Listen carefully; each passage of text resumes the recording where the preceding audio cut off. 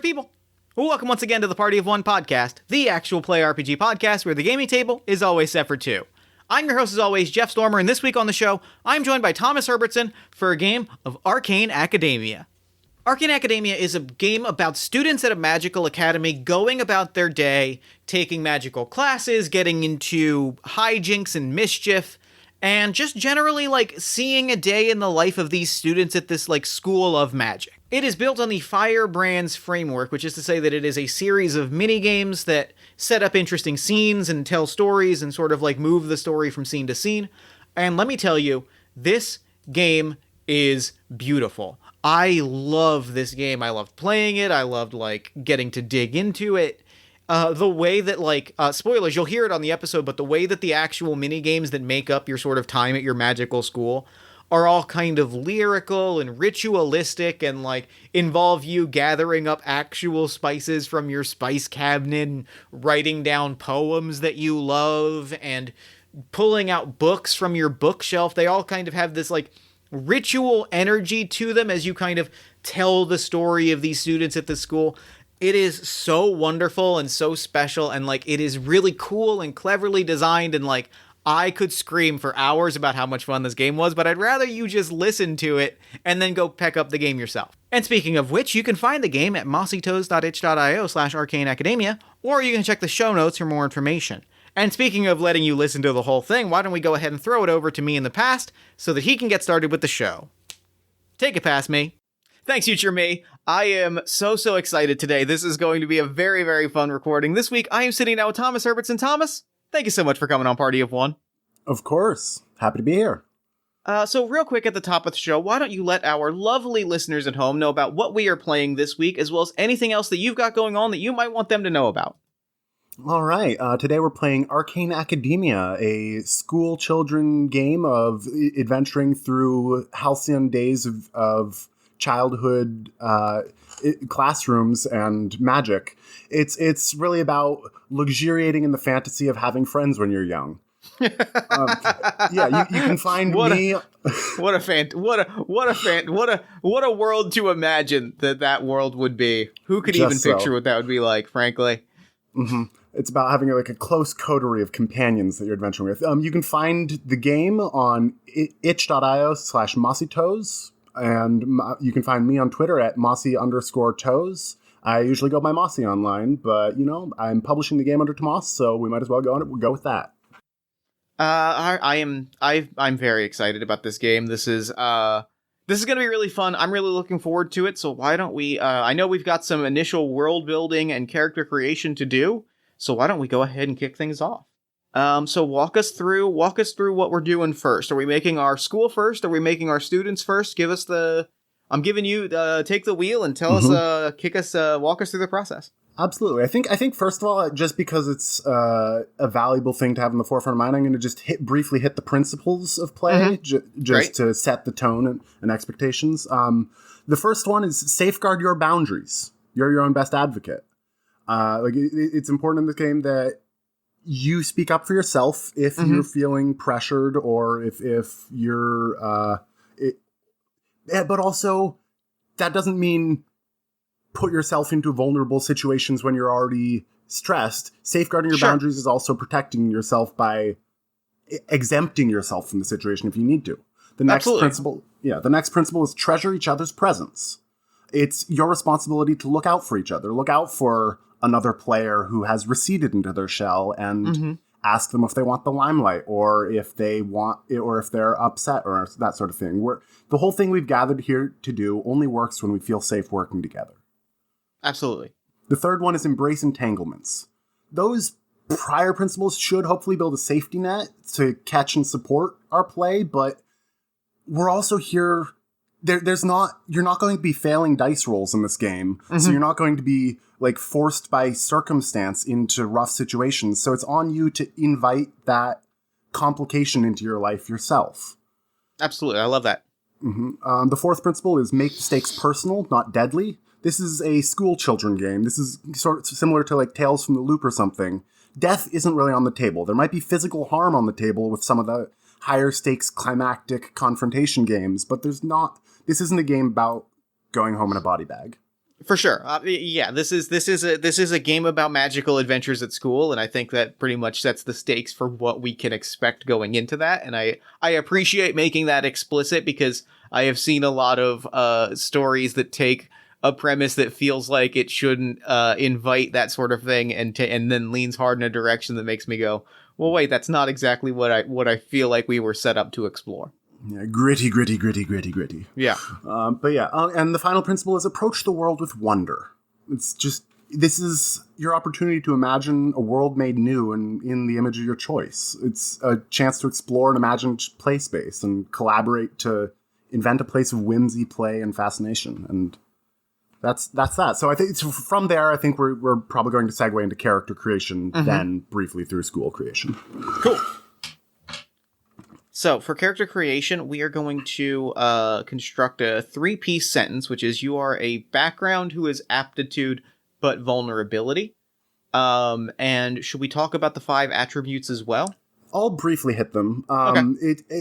This is a Firebrand's-esque game, and so I backhacked in stats or attributes because why not? Why not ruin something beautiful? But so the 5 stats here, the sort of the different classes and that and mini games are sorted into in a rough sifting bucket, are esoterica, which is your nerd stuff. It's casting magic and knowing the right answer when the teacher calls the question.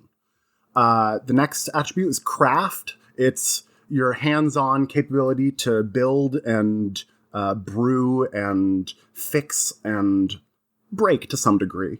It's your knowledge of the secret natures and uses of objects. The third attribute is drive. Your personal willpower and beliefs, the source of power that you draw on to push through in difficult times, to endure hardship and see you through to completion. The fourth attribute is attunement. It's your connection to the world around you, your ability to bond and empathize, to perceive magic and spirits, that sort of thing. And finally, wit, your cleverness and charm, social sway, and lateral problem solving. These aren't going to be very explicitly you're not going to be rolling checks against these. There are relatively few actual implementations. It's just sort of a guiding rubric underneath play. Right. It lets us know like the areas that we'll be kind of gravitating towards, and the principles and the things that we're going to kind of like push towards as characters. And I think it's valuable to have that stuff in mind. Just so. All right. So first thing first, we're going to pick a background. We can choose from a 20 item table, or we can roll a 20-sided dice. And if you know me, you know that I am absolutely rolling on a random table because I love rolling on random tables. So here we go. That is a 14. A dreamer plagued... this is a heavily edited podcast, by the way. I saw that, and I'm so glad. A dreamer... 14 is a dreamer plagued by prophetic visions. What image has been recurring in your dreams of late? Oh, I love a dreamer. I love a good dreamer. I love a good ominous dream. This is a good pick. I think it is... What's a good omen? What's a good scary omen? What's a good scary childhood anxiety omen? Yeah. I think it is I'm gonna go with the first thing that popped into my head, and I'm interested in how to kind of explore this and like what it means and also why it's scary. The picture I get is being lifted up by a bunch of other kids, like that visual of like being lifted up on their shoulders or being like lifted up and carried by like a cheering crowd, and the idea that is bringing me a great deal of terror is very interesting to me. I don't know fully what that means yet. I want to get to know this character, but this picture of like that I am just I'm in the air, kids are holding me into the air, and I don't know why. Like there's something very overwhelming. That can be terrifying, and yeah, all right. There's something about that. I'm gonna keep pulling on what this character is as I roll my other things. But yeah, that initial image of that kind of overwhelming being lifted on shoulders, and that being a source of terror is very interesting to me. It's the or mortifying ordeal of being known, sort of thing. Yeah, kind of. I like that. I'm feeling that. That feels that's clicking with me. All right, I'm going to roll my own background because I wrote this list, so I like most of them. I also rolled a 14, so I'm going to re-roll here rather than have Dreamer Twins. All right. Oh, but Dreamer Twins are also very good, though. Yes, but why not have a dreamer and a weird who can assemble their form into another? Also cool, also extremely cool. So that's 15. Has anyone here seen your assembled, shapeshifted visage? I think one of the teachers has, and that's like, that is something known among the faculty, but it's a more privately kept insecurity of mine as a character. I like that. I really like that a lot. So now we're gonna roll. Now we're gonna roll or choose for our aptitude. I am going to roll here. This is going to strengthen the associated attribute. I'm gonna roll. So the way it works is 1 through 4 is esoterica, 5 through 8 is craft, etc., etc., and each one has 4 traits associated with that aptitude, or 4 aptitudes associated with each trait. I have rolled a 10, which strengthens my drive because I am energetic. Why are they always so comparatively tired? I think that the context there is from the starting line, ask the companion to your right. Got it. So why are you always so comparatively tired? Well, it's hard to keep up with you. That's fair. I think I tend towards not lethargy, but hibernation. I eat big meals and spend time digesting them. I think my character here is a bit more of a placid and probably methodical character. Well, but you know what? Let's see what my character has as their own aptitude. Just let's see, 6 methodical. I rolled methodical. That's perfect. Tailors in beautifully. So I think from that answer, what do I always see you tinkering with? Or what do you always see me tinkering with? So you mentioned big meals, and I kind of want to lean into that a little bit, because there's a very specific school and also like office memory that I have that is very fun, and it sticks in my brain, and it's very fun to think about like this in a context of tinkering. I was from childhood into adulthood, I am a terrible cook in my kitchen, but I am a relentless cafeteria cook. I have always been. I make things out of what I have in the cafeteria for lunch, and I think that's a fun, and like that visual is very fun to me. Mm-hmm. If you are interested in that idea of like I've got a Twinkie, but I see that they've got like chocolate powder to mix into a hot chocolate, so I'm going to take some of that, I'm going to make a little chocolate sauce, I'm going to drizzle it on top of this, and like building these sort of odd concoctions out of like the lunches that you've traded for is like a very fun and like very methodical thing of like, you've got your process and you're like, this is what I'm having for lunch today. I have to try all these permutations out. And there's nothing like a creative constraints to breed innovation. So exactly. I think that's why when you're at home, you have all these options. But here I only have this limited set of options. So that's why I'm going to have to maximize the potential of my mediocre school lunches. I love that. I love that a whole lot. So now we also come to our vulnerability, which impairs one of our attributes. Also going to roll a d20. That is a 7, which impairs my craft because I am incurious. What are you interested in that I have shown less than no interest in? I think there's a certain stillness in observing the world rather than interacting with it. I think my character is probably someone who gets down on their hands and knees and watches the line of ants carrying food crumbs from various food experiments. And my character is less of an active, engaging person because they get such value from taking a step back and watching the world unfold at its own pace and, learning from observation rather than directly putting myself out there in there. And so I think what I would want would be to spend time people watching with you, but you always have to go be the people engaging the passersby. I love that. I adore that. That's really, really fun. And so for my own vulnerability, I rolled a 14, so that's going to be self-absorbed. What do you think of me, really? I think you're maybe less closed off than some of the other kids think, but you're still pretty closed off.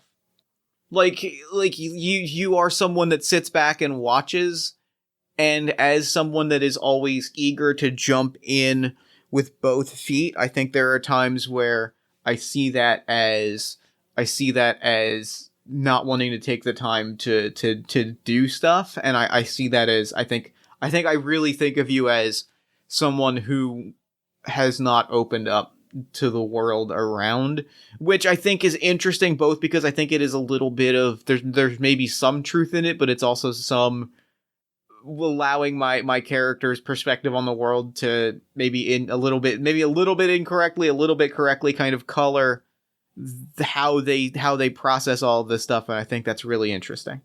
And yeah, so the remaining step, I guess, would be to come up with a name and pronouns if you feel so inclined, and physical descriptors if you want. But this is what we would write on an index card if we were in person, just to have sitting in front of us as our companion, just as a point of reference for recollection and inviting collaboration.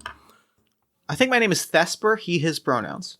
I think I'm going to go with Aya, she, her pronouns. And I haven't decided on what sort of shape-shifting weird where stuff is going on yet. So like if that comes out in play, that will be its own thing. That's great. Yeah. All right. So now we should do a little bit of considering magic.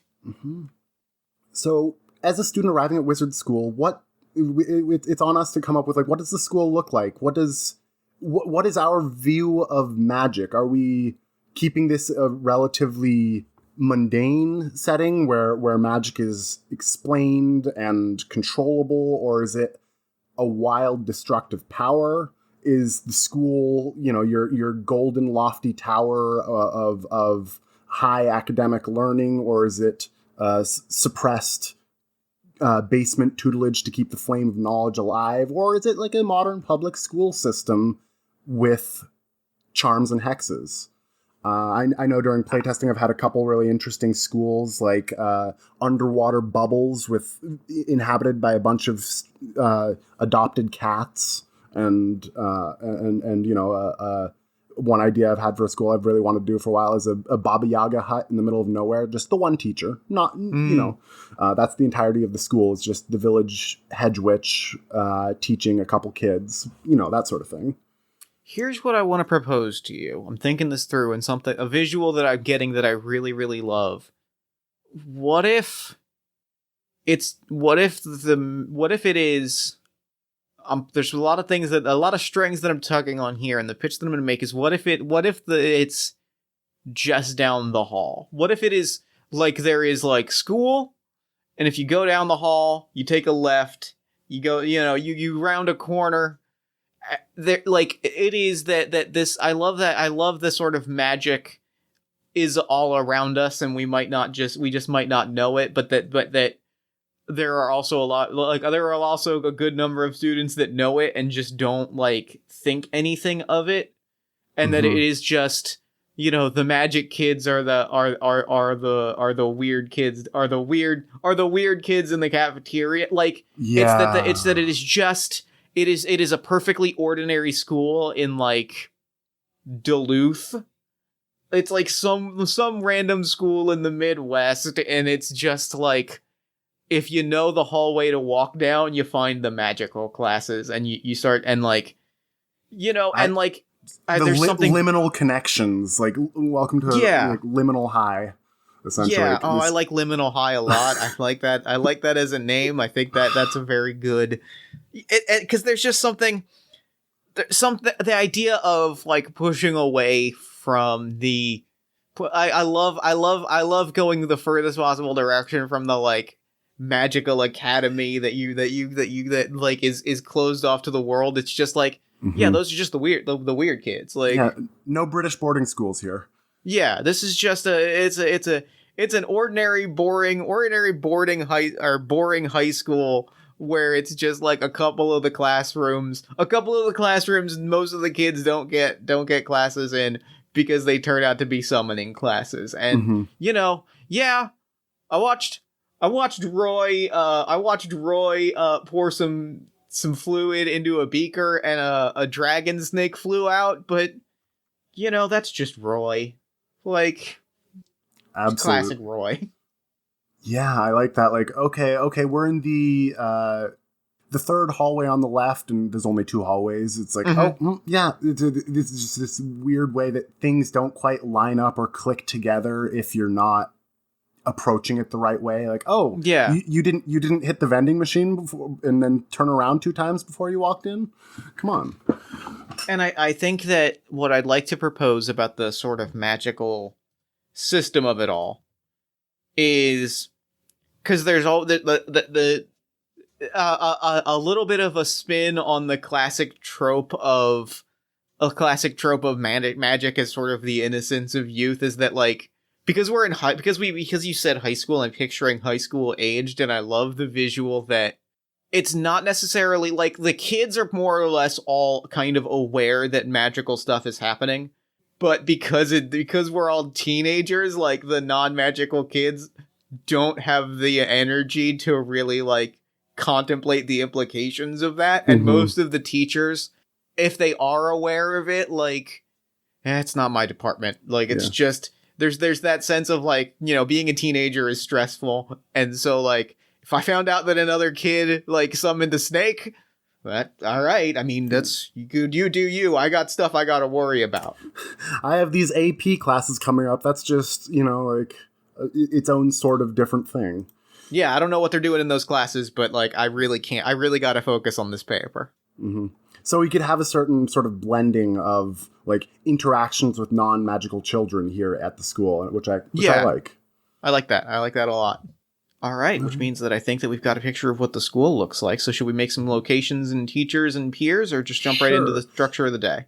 Let's each make a teacher and a peer, and then take it from there.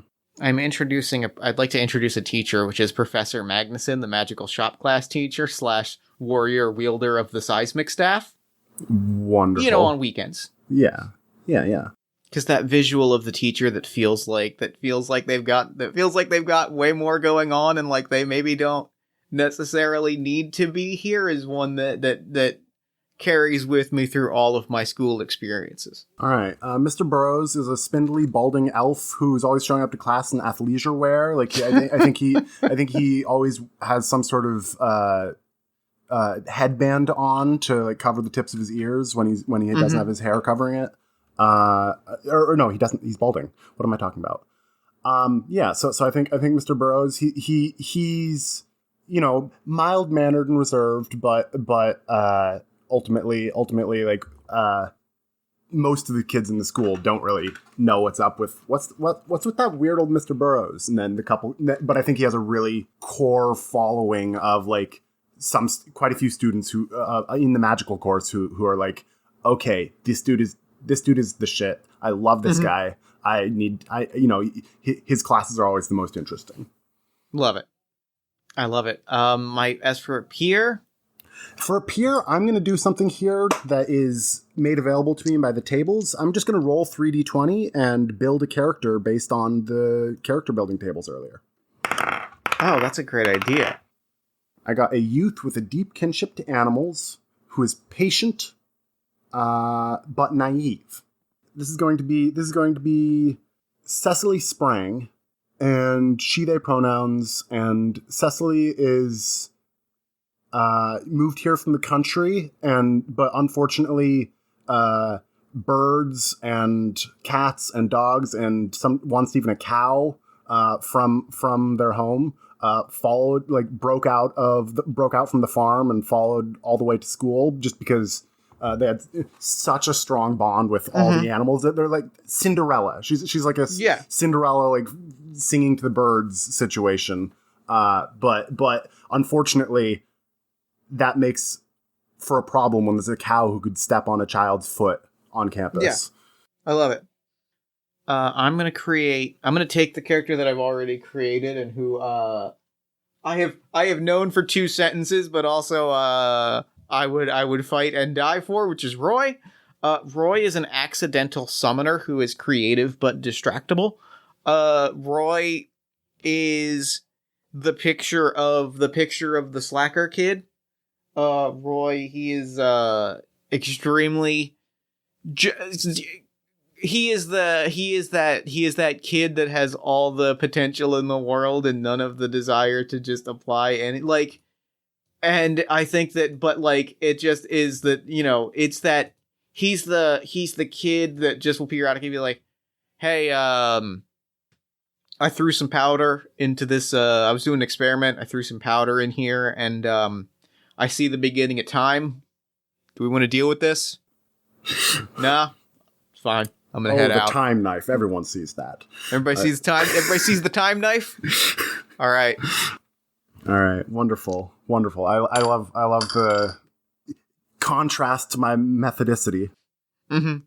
I love it a lot. And with that, we can jump into a day in the life of our students. Absolutely. So this, like I alluded to earlier, this game is sort of similar to a Firebrand's framework game, but it's a bit more organized. So it's divided into 3 different clusters of mini games that you're going to progress through to mark out the arc of the day. So between the break and check-in sections of breakfast, lunch, and dinner, you're going to have in the morning you have coursework, in the afternoon you have free time, and at night you get up to mischief and escapades. So yeah, we can. I figure from there we can probably launch straight into breakfast. Yeah, let's do it. All right. First things first. What order do we wake up in and head out to get our first meal of the day? Whoever is the final player of ours to enter gets the title of Sleepyhead. So I think it would be more appropriate for me as the methodical character to sleep in a bit, or you know, to be less early to rise. I think that makes sense. I think I'm there bright and early. I think I'm at school, fed, and there's some project that that whatever my latest obsession this week is, like there's a project associated with it that I'm there because I really want to knock out and get moving and get like underway. Like there's something that I gotta get done. Mm-hmm. What's the atmosphere of the morning before anyone else is there? It is very controlled. It is very controlled and constrained chaos. It is all the kids are looped into the gymnasium, or where the gymnasium / the football field. Like you are able to go into the gym, you're able to wander the field. And so the various like cliques of students all kind of gather together, and because this is kind of the one moment where everyone is kind of kept in the same place, and that includes both the magical kids and everyone else, there is a fair amount of straight up magical chaos that is unfolding that because it is so early in the day, like just is what it is, you know, like there is there are people waving wands and accidentally starting time. You see a kid start to do like a magic trick and have like a very stage magician-y wand, and then a fireball emerges from it and they fall backwards, and like a teacher walks by just holding death gripping their mug of coffee and like does not even blink at it. And there is it's like too a early little for me tiny to be paid to deal with this. It is too early. I did not get enough sleep last night. There is like a little tiny dragon that kind of flies overhead, probably the size of like a small dog or a large cat, but it just kind of like flies from one section of the bleachers across the field to the other and just like sort of like zipping around.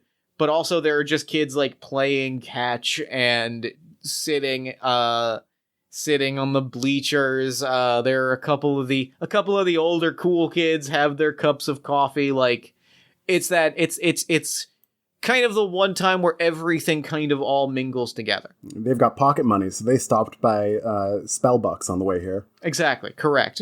100%. All right. Yeah, okay, so I think Aya overslept, and so she scrambles to the campus a bit later. Like, I think she's power walking from her house, which is, a couple blocks away, I think, from the campus. But so she's power walking in the morning. I'm not going to do the anime slice of toast hanging out the mouth, but that just means she's going hungry because she didn't have time to eat. I think last thing out the door she grabs is her key ring, which is jangly and covered with various charms she's bought online. None of them are magically effective, or they're all inert. They're all just like things bought from Etsy stores. But she really wants to have this collection. Unfortunately, she's not quite of an age yet where she has any responsibilities that need keys. So that means that it's just a keyring of anime charms and appropriated cultures, magical practices, because she heard, oh, that's a cool thing that's gonna be that is worth, that's going to prove your bona fides. But yeah, she's still figuring out what she wants to do with that whole aesthetic. I love it a lot. I think when you get here, when you get to the gym, it's probably just like 2 or 3 minutes before they send us off to homeroom. But I think that what you do see is Thesper is not in his usual state, because I think instead of doing much of anything, Thesper is just kind of pacing around a little bit, mumbling to himself, kind of waving his hands around. I picture a big hand talker. He's just kind of waving his hands around, mumbling. Usually when you arrive, Thesper is deep into something, is deep into some kind of big project, and now Thesper is just kind of mumbling around. But I don't think that we get a full chance to kind of explore, for us to kind of like cross paths. Beyond, I think what does happen is to establish, I think that we are friends at this point, is Thesper sees you, reaches into his kind of varsity style jacket and throws you like a fruit bar, like a Nutri-Grain bar. Yeah. Just kind of like underhand tosses it your way and just keeps talking as if like he is just completely up in his mind and in his own world, but throws you the bar just as the bell rings and every kid is kind of shuffled off into their homerooms. Absolutely.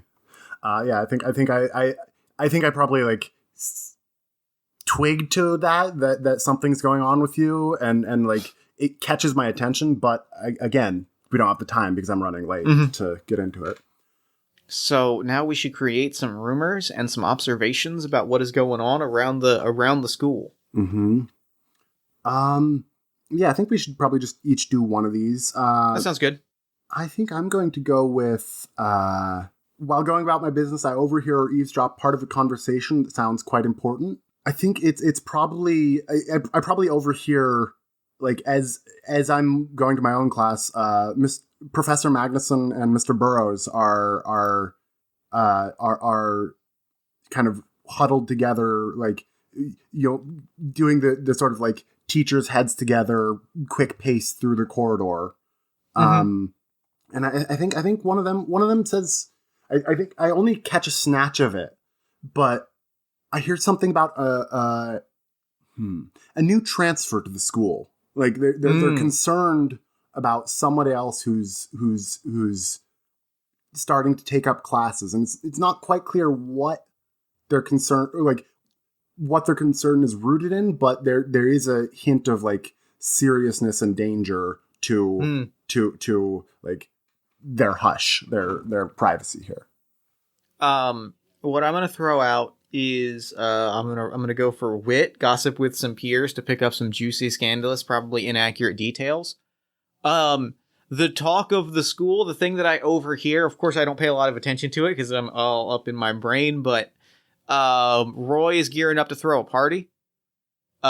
He is describing it as a party that's going to transcend time and space, and knowing Roy, that's probably more literal than we should be comfortable with. Yeah. But there's also a fair degree of just Roy has been like every single detail of Roy's party adds another thing to expect from it, and so it's like, did you hear? There's going to be it's supposedly literally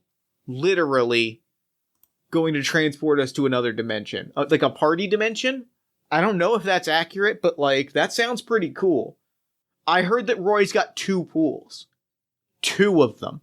He's got 1 pool. And then he has a second pool. Why would he even have 2 pools? And it's just like, it is this mixture of like completely magical details. And also, I've heard that Roy's uncle is a chef who's going to be making burgers. Like burgers from a chef. Yeah, and other students like, I hope this doesn't end up like the Deja Vu party. We were stuck in that one for weeks before the teachers broke us out of it. Yeah, and I mean, you know, Roy, he only makes playlists for about 2 hours. Yeah, if I never hear Uptown Girl again, I'll be happy. Yeah, that is the gossip going around town.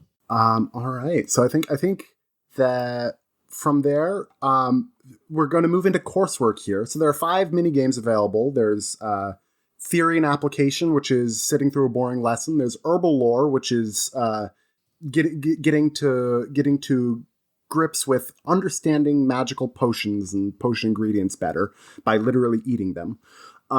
Spell ball or evocation is practicing spellcasting. It's PE, but make it poetry quotations. There's exquisite conjuration for summoning imps, and etiquette insults for practicing the fine diplomatic art of the backhanded compliment, the incisive takedown, and the stinging rejoinder. So each of us get to pick 2 of these, but we're only going to play any minigame that there are 2 or more players attending. So with 2 players playing this game, we could double up on the same 2 minigames, or we could each do our own brief description of what happens in a solo class and overlap on one of them, or that sort of thing. That makes sense. I know which 2 I'm most excited about. I kind of want to go for Spellball and Herbal Lore is kind of what I'm leaning towards. I was going towards Spellball and Theory and Application, so I think Spellball is going to be the minigame that we play, and then we'll give overviews of Esoterica and of Theory and Application and Herbal Lore. Absolutely.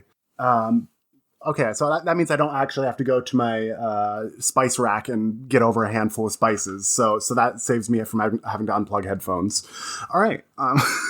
Yeah, so I think, why don't you just skim over the theory and application and just tell us about your time, about Thesper's time in that class in, a couple sentences, and then we can move on. Okay. I've read through the class description. And I think what is largely happening, I think the actual lecture is Professor Magnuson coming in as an absolute wreck. Like, notes everywhere, comes in, the kids sit down, and Magnuson starts to give a lecture. This is magical metallurgy class. Mm-hmm. And starts to give a lecture, and then kind of just goes, kids, I'm sorry. I had a busy weekend. The raven awoke and started to flap its wings and fly away. And if that raven flies away, that's the end of reality as we know it. So I had to go catch the raven, which meant that, but the problem was that the thing that had awoken and tells this ridiculous over the top superhero story. But that but because it's first period, because it's first period and the class isn't that interesting, none of the kids are paying attention. Mm-hmm. And it's just, turns out that there was an embodiment of disquiet in the world that wanted to eliminate all of. Anyway, I'm sorry. Everybody, can you just read in your textbooks? Read chapter 14, and we'll kind of get a whole activity together. Does he dim the lights a bit, just to be a bit less harsh and glaring? He does. He's like, I had along with, once we put the raven to sleep, the whole court got together for a feast. It's exhausting. Mm-hmm. It's exhausting. I used to be able to keep up with those folks, but I got a job now. It's not quite the same experience. He's not quite wearing shades. I don't think he's that hungover. No, but I think he's definitely just like physically exhausted. It's the experience of you went to a Sunday night concert. You didn't drink, but you were still at the concert, and you're like, you're weekend. Not 21 anymore. This was not a restful weekend. And the note that was passed around was, I'm going to say, so I rolled on a D6 table for a note writing prompt for a provocative statement to pick a fight. I think I'm going to go back to our good friend Roy. I think Roy is very upset at whomever this new student is overshadowing the plans for Roy's party. And Roy is getting very frustrated about this. And that's the note that's been passed around. All right. I guess we'll have to make a dramatic entrance for whoever the new student is at some point. Mm-hmm. I think the herbal lore class. I think that Aya was steadily lining things up and carefully sifting and sorting ingredients in order to do very measured, like, okay, this many milligrams of this or that. When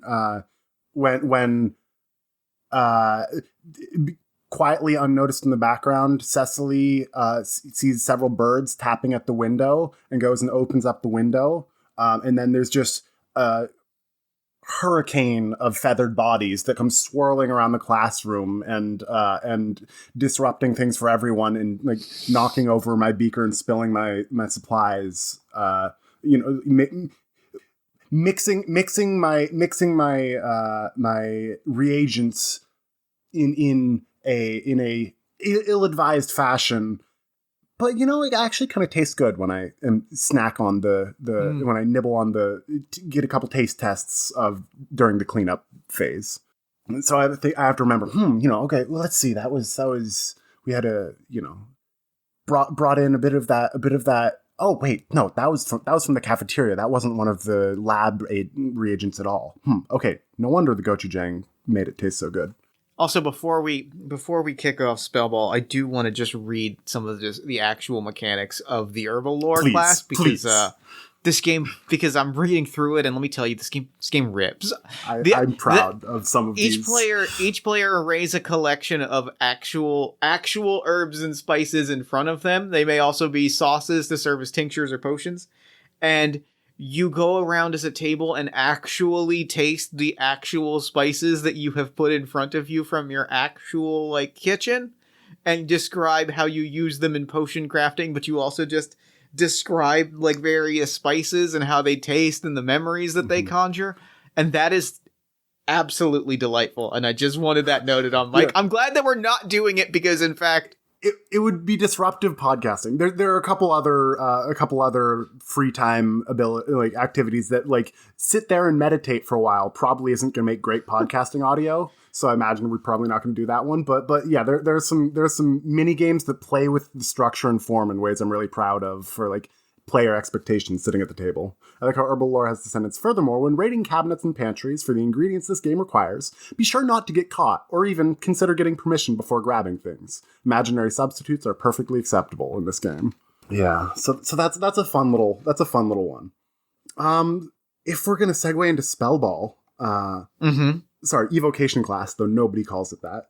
You and I are each going to need to come up with a favorite quotation of some sort in order to write down on a piece of paper in our respective households. Also, you're probably going to want to put a trash can about 10 feet away.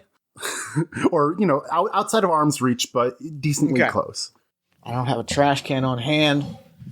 I don't know who's going to edit this episode, but I definitely did not use our laundry bin in case, just on the off chance, I'm just stating outright, I am not about to throw waste paper into our laundry bin. Of course. I don't want anyone listening to this, whether as a final listener or in the editing room, to think that what I am currently doing is grabbing paper to throw into our laundry bin. Paper, a notoriously staining substance. Okay, so let's probably take a brief moment to come up with a favorite quote that evokes an energy or spell or particular poetic mode for you personally, and then we'll gather to share these. Somehow the hardest part of this exercise was actually finding a pen. We live in the digital age. It's just true. Well, if you're not generating waste paper at your work desk, then why do you need a pen to write for the generation process? Yeah, you know what? I think the Aya is in a particular phase, so I'm going to be writing a chunk of Ozymandias here.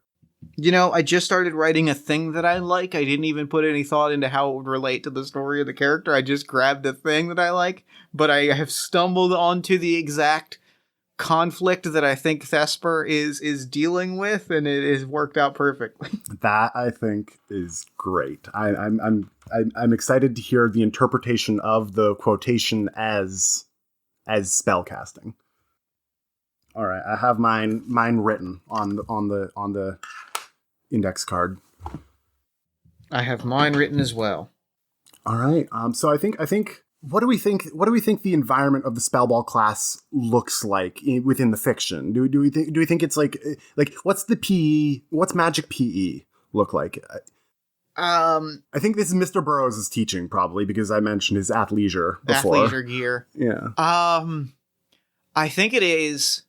So now that you've mentioned Mr. Burroughs, I was going to say I think it is full on in the gymnasium. Like, this is the one period where the gymnasium is like not being used, but I think it is actually in a classroom that Mr. Burroughs just is constantly moving desks around. Oh, yes. Did you have that teacher in school that was constant? You would always walk in and the desks wouldn't quite be in the same arrangement, and you're like, what happened okay, here? Today we're doing a big half circle arc with our desks. Okay, now we're doing that's, I think, that is Mr. Burroughs, is like, you walk in and it's just a different experience. It's just a different thing. And today, they are all clear, the desks are along the side so nobody can get to the bookshelves that had books that nobody ever pulled from. All right, folks, let's roll out the ritual containment circle mat, and yeah, everybody rolls out their mats, and we're doing half gymnasium. We're doing half phys ed in a classroom with the desks pushed aside, but because the desks have been pushed aside, there's not a ton of space. There's not. It's still kind of cramped. All right. Yeah. So I think Aya volunteers near the beginning of the class to do her demonstration. And she sort of walks up and flips her hair a bit and okay, size wise, approximately how long is your quote? Should I read the full sonnet, or should I just do a couple lines? Mine is 1, 2, 3. Mine is 4 lines. Okay, yeah, I'll just do the last half dozen lines of this poem. All right. So I think she sort of casts a defiant glance around the classroom and says, "My name is Ozymandias, King of Kings. Look on my works, ye mighty, and despair. Nothing beside that remains. Round the decay of that colossal wreck, boundless and bare, the lone and level sands stretch far away." And I think she's attempting to conjure up a sort of aura of majesty, and then extend a sort of enervating necrotic beam forwards to like represent entropy and this tragic decay. And so I'm crumpling up my my index card, and so going for the alley-oop. I got it. Okay, so I think the spell manifests decently well, moderately well. It's not quite as impressive as she'd like it to be, but you know, it's a successful cast. Thesper pulls out a book, The Best of Modern American Evocation, 2015 edition.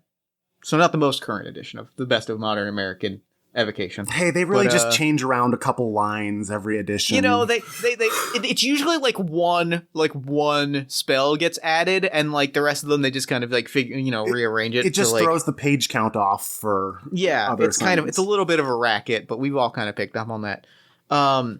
And breathes in, closes his eyes, reopens his eyes because he's reading a book, reads through it again, closes his eyes again, reopens his eyes, reads it a third time, shakes it out, and says, "And the doctor recognizes me as the operating theater grows dim.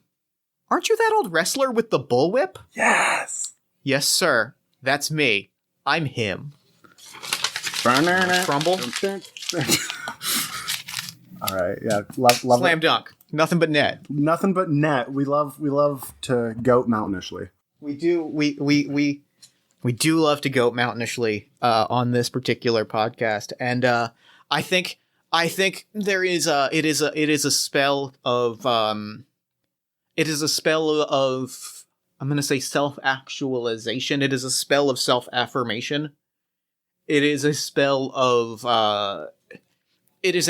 that is sort of, it comes from sort of it is designed to show you or put in front of you the you that you are meant to be, right? Like it is a spell that is designed to, put in front of you the you that is the truest version of you, right? Like it is a magical way for one to get to know oneself and to kind of see.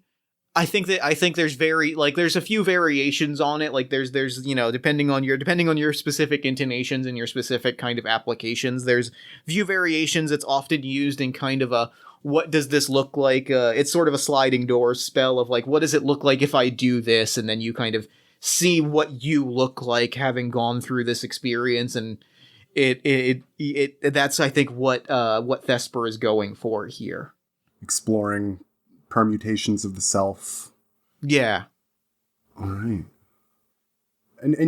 So how does it look for Aya and the other classroom observers? Like how does Thesper's self image projection change?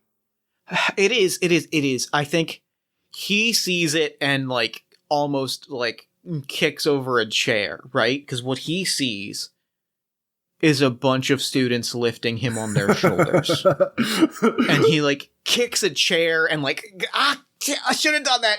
Hurt toe. That's not what garbage spell. Breaks the spell for everyone else a bit, like in whatever they were seeing. Yeah. All right. You'll notice the perks, spurs, and references. These are the sort of ways to generate resources throughout play. Like, each of us got every spell cast we throw landing successfully in the basket. So if we want to leave it at there, I'd be happy to give each of us a perk. I think that's just something to track for later expenditure. Usually that comes out. You spend perks and spurs during the escapades phase. Yeah, that sounds great. All right. Successful spellcasting perk. All right. I guess we scroll down to coming back for lunch. Mm-hmm. Do you want to take a break? Like it's built into the sort of mechanics here that take a break for a few minutes, step away from the table or your screens and attend to your body's needs. Reconvene in 5 to 10 minutes. I feel like we may be able to power through here. Yeah, I think we can power through. I will say, here's what we'll do. We will do the podcasting equivalent of that. I'm gonna look at my timestamp. I'm going to give us 3 to 5 seconds. All right, for the next 2 minutes, we're just going to chat.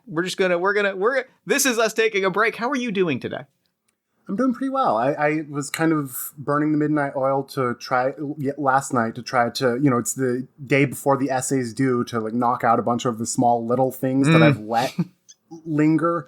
I'm really proud though of how much I managed to get done yesterday on this draft. Well, I hope you're able to also find some time to just like relax and goof around, because I feel like that's what weekends are for, right? Yeah. And it's a long weekend. I've got tomorrow off as well, fortunately. So I keep forgetting that I have tomorrow off. I keep forgetting. We are recording this the day before Labor Day, and I keep I keep being like, it's Sunday. I got to wrap things up before, and then I'm like, I got a whole day. I have a whole day, and it's a good feeling. I'm excited. More time to get through dishes and laundry. Exactly, right? My laundry bin no longer has waste paper in it. Not that it ever did, for anyone listening to this. But hypothetically, if there were waste paper in my laundry bin, it's not there anymore. I am doing pretty good. I was up super late last night, like doing kind of nothing. Like I was going to play games with friends. It was kind of a wonderful experience. I was going to play games with friends, but we couldn't figure out what game to play. And then we just like got into a conversation and ended up just like, my brother, one of my best friends, and I just like chatted for like 3 hours, like 2 or 3 hours.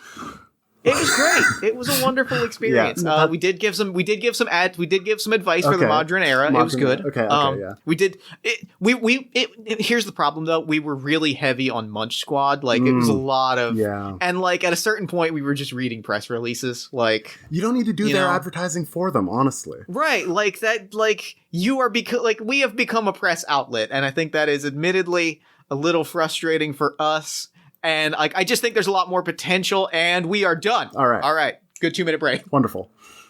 That was great. That was very fun. I'm not going to lie. Okay. So talk us through what's next. All right. So lunch is a brief phase of just getting everyone's temperature, seeing where you're at. So I think like neither of us got spurs, so we're not going to be storming out of the classroom or getting a talking to from the teacher. So I think let's just each pick at least one of these options off the lunch prompts, have a brief chat, get a temperature check, and then we can move into how each of our characters spends their own free time. I would love to provide an explanation to a rumor. Mm-hmm. But in doing so, I also really want to give a dramatic entrance. Absolutely. Please. Be my guest. That's what it's there for. I think that we hear a lot more talk about this party and also Roy really not liking the new student. Mm-hmm. And I think that and finally Thesper is out of his head for exactly long enough to kind of be like, so what's the deal with the new kid? Like, why are we all gossiping about the new kid? And the new kid walks in that moment, and I'm just gonna I have a pitch.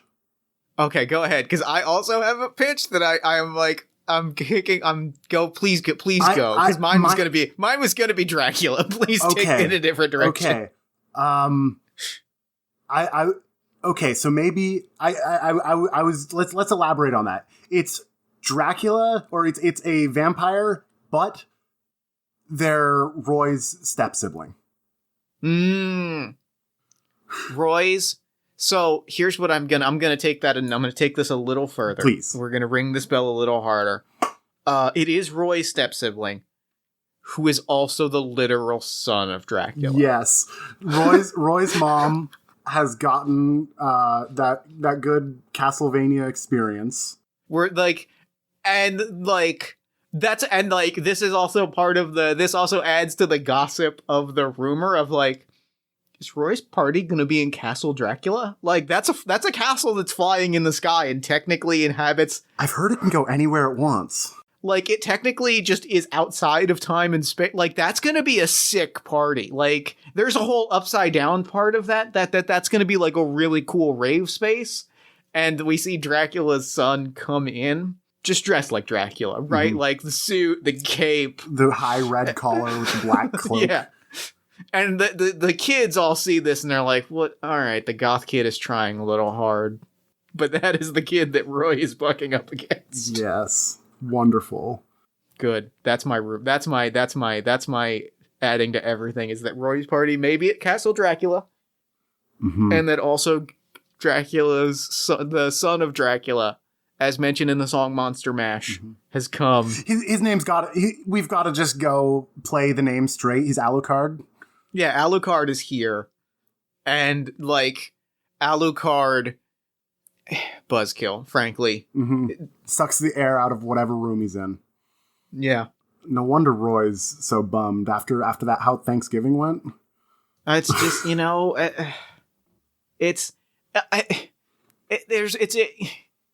Alucard is going to invite all of Alucard's friends, and it's going to be this pompous affair, right? Like, it's going to be a real... Everyone's going to be hanging upside down from the rafters.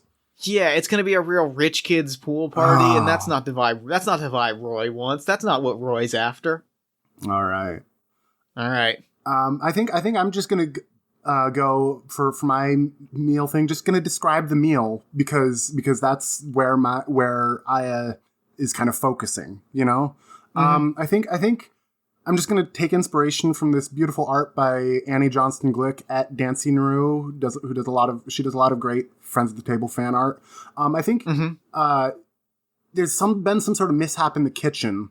So the food is a bit less well prepped than it usually might be.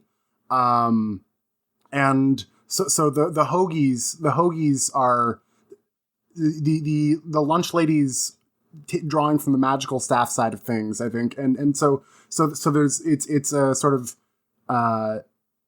squid sandwiches today, like tentacles just everywhere, and there's a lot of complaining around the cafeteria, but Aya is has gone into full disassembly mode and is like lining up as many tentacles as she can trade for, which is pretty easy, honestly, given how unenthusiastic a lot of other folks are about it. So she's doing like a comparative analysis of the various qualities and sizes of this meal.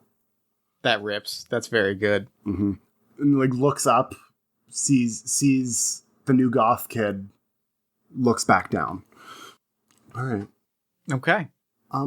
Yeah, free time. There are 5 mini games here. There's library study, hit the books in order to learn about magic in this world. There's discipline, which is one of the one-player games that we might not play. It's do a literal chore, cleaning up around your house while the other people just chat.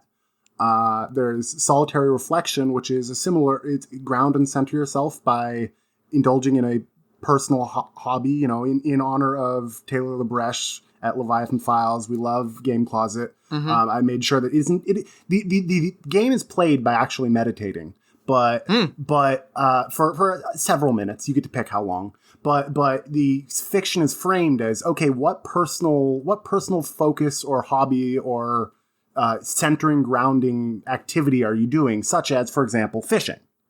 Because you have to have a fishing minigame. Gotta have a fishing minigame. You gotta have a fishing minigame. Shout-outs to Taylor. Shout-outs to Taylor. All right. There's Heart to Heart, which is awkward hallway conversations between classes when you bump into each other and are trying to get something across. And then there's Clash of Wills, an escalating set of boasts and dares. Yeah, I know which one. Please. I know which one I want to do. Please. I would love to do Heart to Heart because I feel like our characters have not had a scene together. We need that connection. I agree. Yeah. And so I'll take library study then after we get Heart to Heart, just to have some world building options. All right. I think that we don't bump into each other so much as like the end of lunch. I like put not quite, just barely lighter than slamming my tray down in front of you. Like it is a full on, like I am flying into your mentions is the only way that I can describe it. Sliding into my DMs IRL. Can we you seem busy. Can we talk? Well, I do have to finish recording. What are you working on here? Well, I'm doing a methodical analysis of the relative squishiness and tensile tendencies of these tentacles based on vis-a-vis their relative lengths. But I suppose I could put it off. What you looked a bit off this morning. What's going on for you? So here's what I want to talk about. When you start doing this food stuff, it's great. You're doing great. When you start talking about this food stuff, when you start doing this stuff, what gives you the like? How do you decide to do this? It really just sort of recommends itself to me. I have to know all the possible permutations, so I have to try combining everything with everything else. If I want to, obviously most of the times there will be an inert reaction and nothing will occur, but it's the times that I get this surprise, unexpected result that make it all worth it. It's pursuing algorithmic results rather than heuristic results. I haven't exactly had great results in my life going with my gut, so I don't trust myself with that as much. Cool, nerd stuff. That's great. But what like you said a thing that you like, it starts like you said, like you started it, like you have to know, and it presents itself to you, and like, so like you have a moment where you see a thing and you're like, that's the thing that I'm gonna do. Like you have that. You have the thing where like a question pops up and you're like, I gotta like examine all the questions, and I gotta do all the data stuff and the aligning tentacles. Well, when there's an unknown, if I go into it blind, then I could have all sorts of things that have happened in my life when I've thought I was going to be okay and wasn't, and things didn't turn out right. So if I can control the variables, I can avoid making myself vulnerable. So I just have to catalog every possible facet of human experience. And for this year, I'm working on food. So there are a lot of questions I could investigate about the glazing of the windows, or the staff table, the staff schedules, but I'm choosing to limit my questions by only letting the questions that come up about food be the ones that I allow myself to investigate. Okay. Yeah. So, but like you like, what you're saying is like you pick a thing and you stick with that thing until you've done all the things. And then the thing that you've done, you feel like you're done with that. And then you're ready to move on to the other thing. But like, if you get, say, like a vibe, if you get a thing, if a thing says to you, like, do another thing, you're not going to stop the thing to go do the thing. Does that make sense? Are we vibing? I'm getting a vibe. I just don't see why I would leave something unfinished. You can sure, you can jot down notes to investigate for the future, but if you don't finish the thing, you don't get the results. You don't know and I'm sorry. No, this is good. I mean, the nerd stuff is fine, but like everything else is like, so here's where I'm at. Please. You know how I do. You get it. I have compiled a sizable amount of observational data. So I have these dreams, and they say, remember when I had that dream about flying a plane, and then like I founded the flight club. I founded the Model Plane Society. That got really out of hand. Admittedly, adding weapons to the planes sparked kind of an arms race, and that's on me. I think it was the imps wielding the weapons that did the trick. It was probably, we probably didn't need to literally label them as sky pirates. They seem to take that title and go way too hard with it. I heard they still haven't tracked all of them down. There's the one Zeppelin that's left, and I swear, I swear to you as my friend that I will hunt them down, and we will receive justice. The great white Zeppelin. That's neither here nor there. I had the dream about being on stage and doing a dance. So I took the ballet class, and then I danced on stage, And the kids all laughed, and it was hurtful, but I still did it. Mm-hmm. Mm-hmm. So what's this latest dream that has you so on edge? I don't know. Oh? Like, I see myself getting lifted on kids' shoulders, and, like, that's great. Like, that's awesome. I've done a thing. But, like, I've never had a dream before. I've never seen a vision. I've never had a vision of what's gonna come. I've just not seen how to get there. Mm. What's so scary about being lifted up on their shoulders? It seems like you've probably done something good to get that sort of treatment. Yeah, but that's what's scary about it is, like, I don't know what I did. Like, the dreams, I almost always see myself doing something, and then, like, I'm able to make that happen. Mm. Okay, I like, my dreams have always been, like, a really good vision of what I do, of, like, where I will be in the future, right? Like, I can see myself taking a test. I know that there's going to be a pop quiz coming up. I start doing my studies, and then I ace the pop quiz. I have the dream of me, being underwater in a pool, and I'm like, oh, cool, there's going to be a pool party. I got to go buy a cool swimsuit. And, like... That does seem like useful forewarning. I don't have that forewarning this time. That's what's tripping me up here. Mm. Have you considered it could be a way that your powers are growing stronger, in that they're revealing new intricacies of the future to you in ways that you aren't necessarily familiar with? Alternately, have you considered asking people to carry you on their shoulders?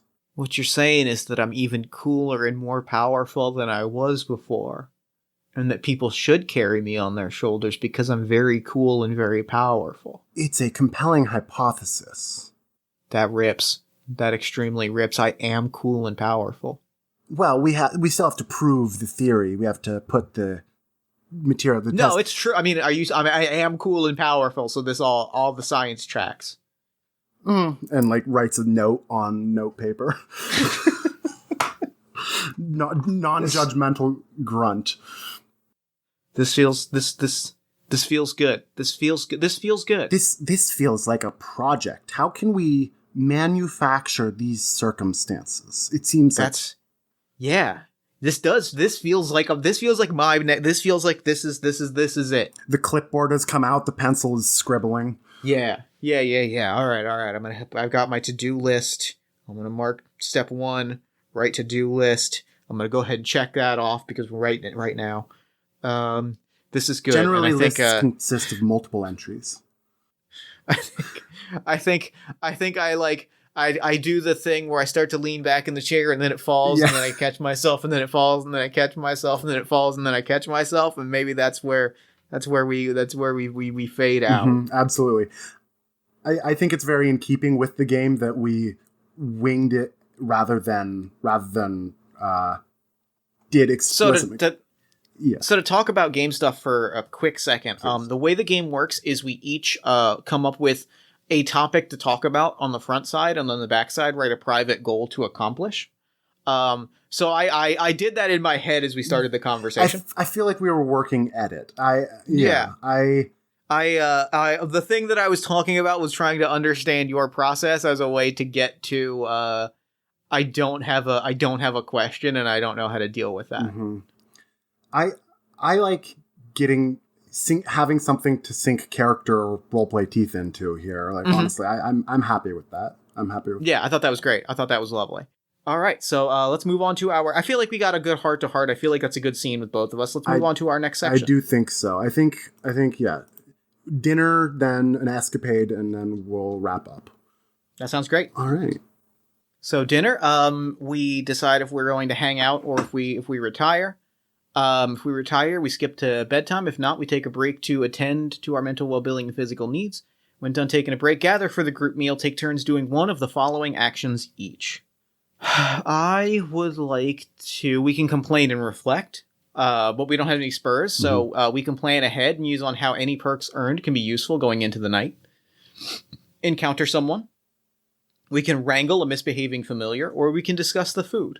I feel like we should at least bring in I kind of want to encounter someone. I'm gonna pull through references from the deck. I'm going to say it's gonna be Roy and Alucard. That feels good. So I think Roy comes knocking around, probably looking for Thesper, honestly, because I don't know if Aya necessarily ranks a social invite, but if we're eating together, then necessarily we're both going to be invited. So any other player may, if they wish, interrupt as appropriate as the other character. So if you want to take Alucard up at any point, then please do so. But yeah, I think Roy's coming over like, oh, hey, Thesper. Sure, maybe I've been griping it a bit, but I still think that if we can get our folks to the party, like if we can get the real cool kids, that we can still have a good time, like, so I was just checking in, to make sure that your schedule's not booked, for Friday after school or tonight. Totally. Tonight. Yeah. Let's say tonight. Tonight after school. That sounds sick. Yeah. Cool. Just, make sure to bring some garlic. I'm gonna trying to get some. As you say the word garlic, Alucard appears behind, like with a flourish of the cape, appears behind you and like kind of slides past you. Oh, Al. Hey, didn't hear you there. Ia, are you coming to the study session tonight? Oh, I think that would be, I do have a number of pressing questions to look into. Yes, I think I can make it. Wonderful. We're also toying with the idea of maybe segueing the study group into perhaps a book club. So if you have any books or materials that you'd love for the group to read, go ahead and bring them. I have any number of recommendations. Have you... Roy, Thesper, hello. Roy grumbles. Yes, this is going to be wonderful. We will. I've already spoken to my father. We've been given the keys to the castle, which admittedly sounds, which I'm using. I think you'll appreciate that I'm using both figuratively and also literally, as it is quite literally a castle. Roy grumbles. You're not parking that thing in the backyard again, are you? It blocks the pool entirely. Well, one of the pools. Yeah. Well, then that means that you have another pool, doesn't it, Roy? I invited people to have two separate groups swimming in the pools, Al. I think as this is happening, I would love to just I'd love to interject this encountering someone with a planning ahead, because I think Thesper's got the clipboard and is watching this and is like, oh, there's a party. If I throw, I'm gonna like erase, find a new project and like erase a bunch of things and start I'm burning through the eraser. So I flip around the pencil and just start scratching things out. And I write, make party sick for both nerds and not nerds. Underline. This rips. This is good. I'm here. I'm hyped for this. And then I just lean back and then it's obviously, you are welcome to, obviously, if you wish to join the book club, you may come to us at the castle. We will have the usual crowd will be there, and we're going to, it's really going to be an enlightening experience.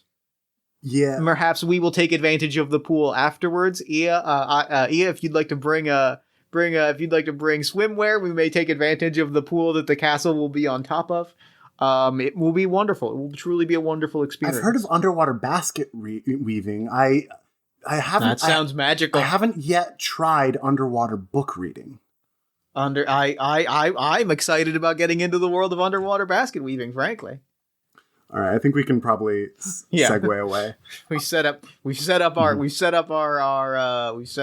things up. So I think of the escapade minigames, Holiday Festival recommends itself. That feels here. right.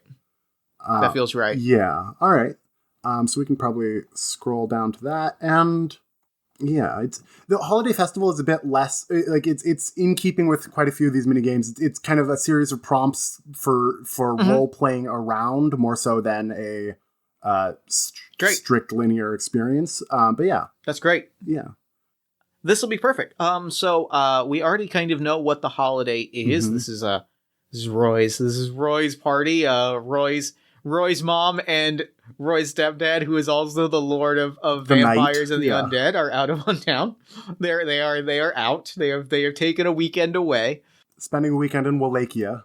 Roy's got the house to himself, so he's gonna throw a party. Roy's party / Alucard's book club. So we should take turns describing details about the environment of the festival, what has changed in the surroundings, and who is really getting into the spirit of things. Yeah, I think Aya is getting into the spirit of things as much as she's used to. She's going all out for her, which is showing up and having a presence more than she usually would.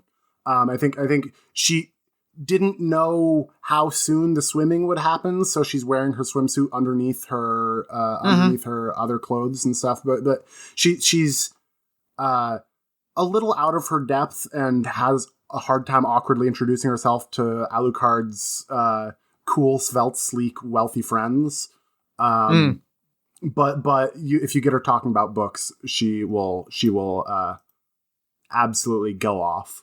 I think that I want to introduce is that Roy's party is less cool. I think is less cool. Yeah, I think like there's a draw sort of to the big creepy gothic mansion in the backyard. Roy puts in a good effort, and also there's a certain like vampires bring that sort of effortfully looking, effortless glamour to the things they do. So yeah, Roy had reason to be resentful because he's being a bit outshined. Should we roll on some traditions, or do we want to skip straight to the feast? I think let's do some traditions just to see what sort of like party festivities got up to. We can roll and or sounds good. Pick, but I've rolled an 18. Elaborate illusions. Who pulls off the most convincing illusions? I have a proposal for this. Please. This actually ties really nicely into what I wanted to do, into what I think is unfolding here. Is I think I am using my perks to put on a little bit of a show, and it's a little sweaty, right? Like I'm trying a little. Thesper's trying a little too hard, but there's definitely like some fun illusion play happening by virtue that is kind of trying to like add a little fun. While all like trying, like my plan of initially like doing some fun illusions that everybody could get into isn't quite working because the book club is too focused on the conversation, and Roy's weird, frustrated energy is kind of distracting everyone at Roy's party. So like there are illusions, but no one's quite paying attention to them. So we're gonna need to connect this loop somehow. I rolled a 10, which is sport and competition. You can spend a perk to win a trophy or first prize. So I think Roy starts setting up like competitive gaming as the energy level starts getting a bit louder. I don't think it's going to be in the pool because half the pool space is blocked off. I think he brings out like some sort of video gaming console or something, and everyone starts playing. Let's say Bash, not Smash, but Bash because it's in magical alternate setting, and it is a Smash Bros game, but all of instead of video game characters, it's all public domain monsters. Yeah, you know that Al's dad is in there. Yeah, Al's dad is the Mario character, is the Shoto character, so is the default, and that's is ironically not that fun to play. But moving on. Yeah. So I'm curious if does Thesper get into playing Bash? I think what happens is I think I'd like to spend another perk to maybe invoke some merriment alongside the feast. Fantastic. Yes. Okay. Okay. Yeah. So I think at some point probably Al like opens the grand double doors rather than just people going in and out the side because the ballroom has been set up. With the tables laden, creaking with ornate candelabras and excessive amounts of food. It's a very it's very much the decor you expect.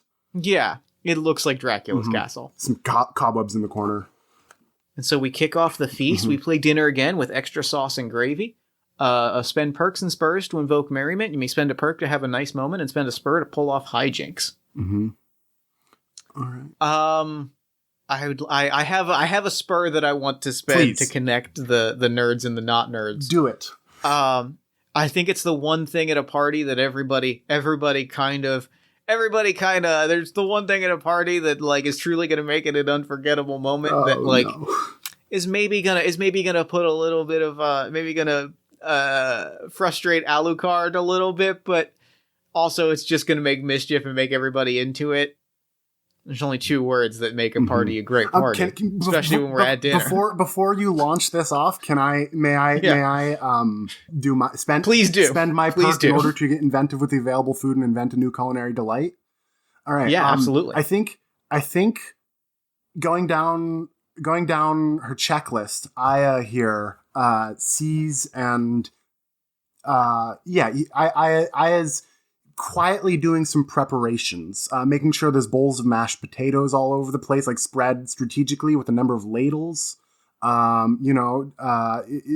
think she's really just kind of like tinkering in the margins of the layout of the food as it's arrayed to make sure that there are various things to hand for every different social clique and group, as an effort to like set up a base for you here. Please take it away. I mean there's this feast, and everybody's eating, but there's no real conversation happening. Bristly, tense atmosphere. Thesper finally just stands up and grabs a handful of cursed mashed potatoes, because everything is everything in Dracula is cursed. Absolutely. Grabs it and just screams, food fight, and Alucard's like, no, and then catches mashed potatoes straight to the face. And the party unfurls into chaos and everybody laughs about it and has a wonderful time throwing food left, right, and center. Aya checks a box on the clipboard and is like, food fight. Just like, all right, all according to plan. Yeah, so I think it's a raucous endeavor. I think Roy and Alucard really get into it with their ladles slinging back and forth once Alucard warms up to it some. And it's nice to let them let out some steam. And I think finally, like, there's just a moment where like chaos is unfurling, and like I think the two kind of closing beats that I'd love to throw out are. We get a brief shot of Thesper getting lifted on Dracula's shoulders, and for a second he's like, "Yeah, I did it. Ia was right. I am extremely cool and powerful." And then gets thrown into a pool, and like it is just not at all glamorous. And if I was just like, "Oh, this is the floating in the pool dream." It's all coming together. I had thought they were 2 separate dreams. Okay. Yeah, that actually tracks. I want to briefly insert my own small thing here before you get to your last one of Dracula and Roy's mom having a quiet candlelit dinner, cutting the steak and like, I wonder how the kids are getting on.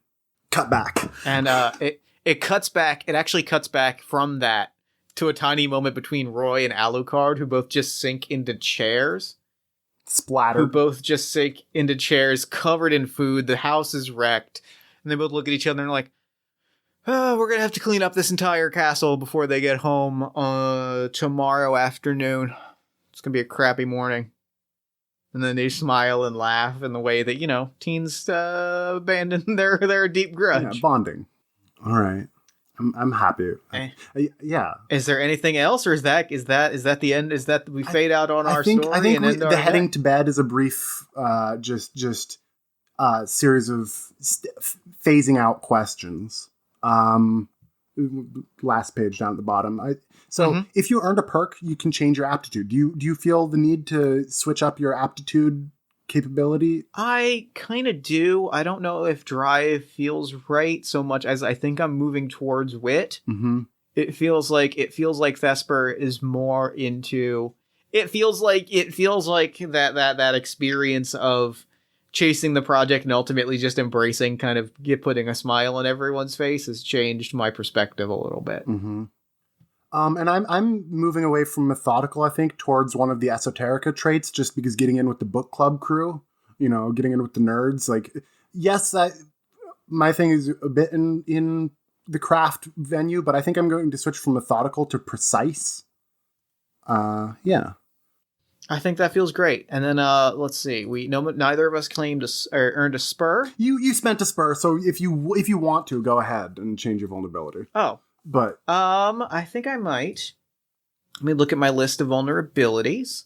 I do want to change it a little bit to maybe from incurious to maybe distractible. Mm-hmm. Get that ADHD brain going, sort of thing. Yeah, that feels that feeling of like of I'm here in my head, and sometimes people say things and I process it through what is in my head. Mm-hmm.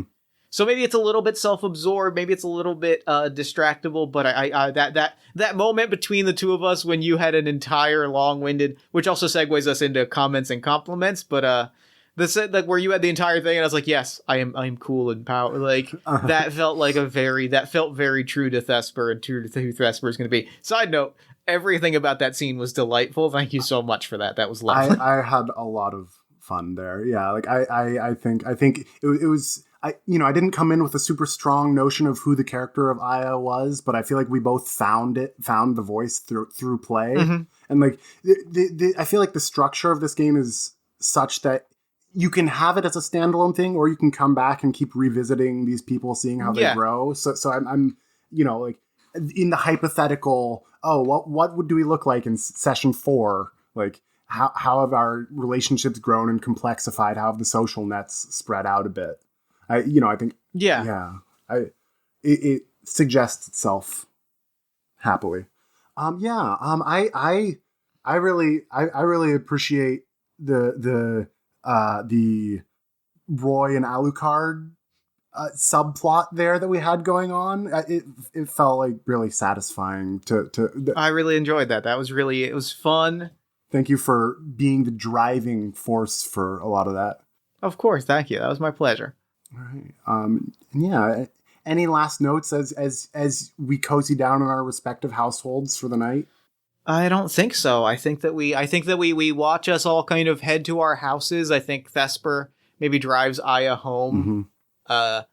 And like drops us. We're both covered in food stuff. Absolutely. Drops off Aya, heads back to his house, and we all we watch all of the cars and magic carpets and brooms and all the other things kind of depart from Castle Dracula, and we just kind of follow the city as we follow all these little lights, and we fade away, and that's game. Absolutely. Wonderful. Thank you so much for playing this with me. That was a delight. I had the best time. Thank you so much for that. It was fun. I was a little nervous about, just because I haven't playtested it as much as I'd like. So like how rocky was it going to be? But I feel like we found our footing.